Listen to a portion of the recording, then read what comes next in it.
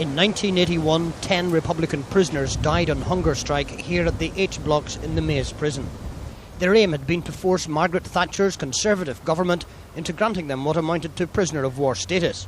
Then, in 1981, it was an issue with the future, which would continue to dominate prison life. But it also happened to be an issue with the past. Long Kesh had been an old RAF airbase on the outskirts of Lisburn, and in the early 1970s its Nissen huts provided the government with ready-made accommodation for internees. Later, in 1972, for convicted prisoners also. But because of joint action by Loyalist and Republican inmates, which included a hunger strike by leading Republicans, the then Conservative government gave way to the pressure and conceded that within these compounds, prisoners would have conditions more favourable than applied at any other prison in the United Kingdom. Although sworn enemies outside, the Loyalist and Republican prisoners inside were united on this issue. They both wanted to be treated as special category status prisoners. In other words, they wanted to be treated as prisoners of war. Once the special category was granted, the prisoners were brought to special compounds. Inside those compounds, the paramilitaries ran the show themselves. They took their orders from paramilitary leaders. They had special privileges. They didn't have to do prison work. They didn't have to wear prison clothing. They also were allowed to have food parcels from home and extra tobacco. But as far as some politicians and clergymen were concerned, this was simply pampering ruthless killers. Today, the old compounds, which once each housed 80 or so men, are once again disused, a ghost prison within the maze. They still retain an air of movie versions of prisoner of war camps. The prisoners were segregated and referred to the huts as the cages. And apart from regular attempts to escape, often using tunnel methods, they were free to drill together in paramilitary fashion, to attend classes in weaponry, using carved wooden models which were often discovered during searches of the compounds, and there were also classes in bomb making.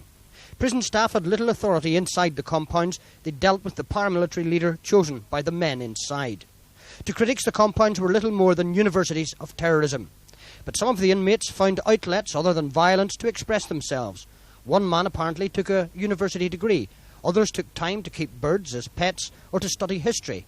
For some, it was an opportunity to learn Gaelic. One prominent Loyalist paramilitary leader even took time to study the Irish language, aided by some of the Republican prisoners in the adjacent compounds.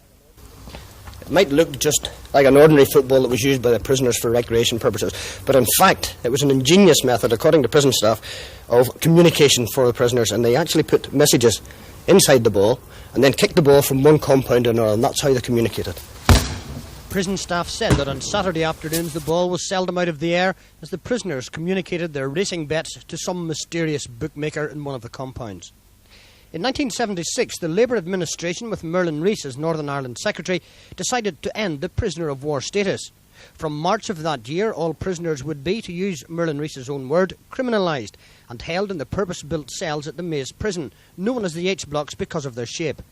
It led to the dirty protest, when convicted terrorists refused to accept ordinary prison rules.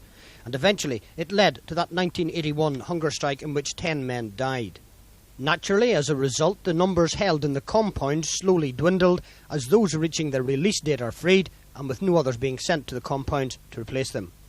In June this year, there were less than 100 prisoners being held in the special category compounds, 2/3 of them Loyalist.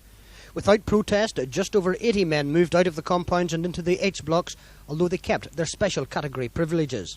The government claimed that the move could save them £30,000 each year on each prisoner. Over the years, successive governments have negotiated and recognised the special circumstances in Northern Ireland's prisons, whether they've admitted it or not. They acknowledge that although terrorists may be removed from the streets, events inside prison can still influence matters on the outside. Questions concerning prisoners' rights remain great vote polling and propaganda issues. Some experts are predicting that by next year's European and local government elections, yet another prison issue will be brought to the fore.